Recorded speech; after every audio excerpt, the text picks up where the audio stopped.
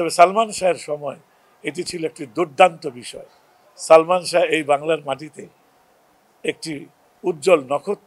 আমি তখন জাপান ছিলাম একটি অনুষ্ঠানে, আমি যখন শুনেছি আমার খুব কষ্ট লেগেছিল যে এই ছেলেটির মাধ্যমে বাংলাদেশের অনেক, মনে হয় অন্তত আমাদের এই রিজিনে একটি প্রতিষ্ঠিত ধারা তৈরি হতো, যা এখন হচ্ছে এবং আগামীতেও হবে। তবে সালমান শাহের সময় এটি ছিল একটি দুর্দান্ত বিষয়। ছেলেটি চলে গেল, এটার দুঃখ ভোলার নয়। তবে কোথা থেকে কি হয়েছে না হয়েছে এটা আমি জানিও না। আমি তখন অনেকদিন বাইরে ছিলাম, শুনি অনেক কথা, সেগুলো তো এখন দেশের প্রচলিত নিয়মের বিষয় হয়ে দাঁড়াচ্ছে।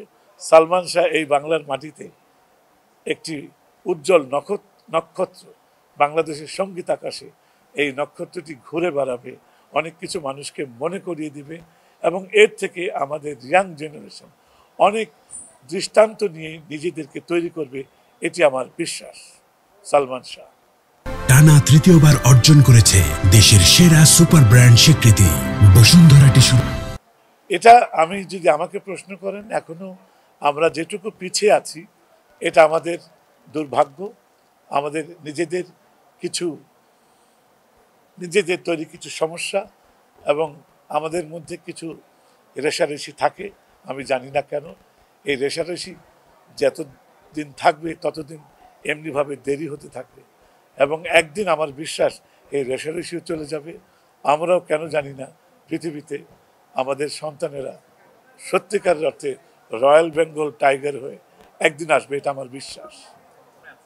আগে যদি জানিতাম তবে মনে ফিরে চাইতাম, এই জ্বালায় আর প্রাণে সয় না। লাকিয়া খান অপূর্ব একজন মেধাবী মানুষ, যে গানটি সৃষ্টি করে গেছে। যেহেতু আমার গান শুনতে চেয়েছিলেন, আমি বলবো আমার জীবনের মোড় ঘুরিয়ে দিয়েছে। তবে গীতিকার, যিনি গীতিকার, তাকে ফেলে কোনো কিছুই ভাবনা চিন্তা করা একেবারেই মানানসই নয়। সুতরাং মোহাম্মদ নুরুল হুদা যে গানটি লিখে গেছেন, লাকি যেটি সুর করেছেন, এটি বাংলাদেশের একটি সম্পদ হয়ে রইলই আমার জন্য মাইলফলক।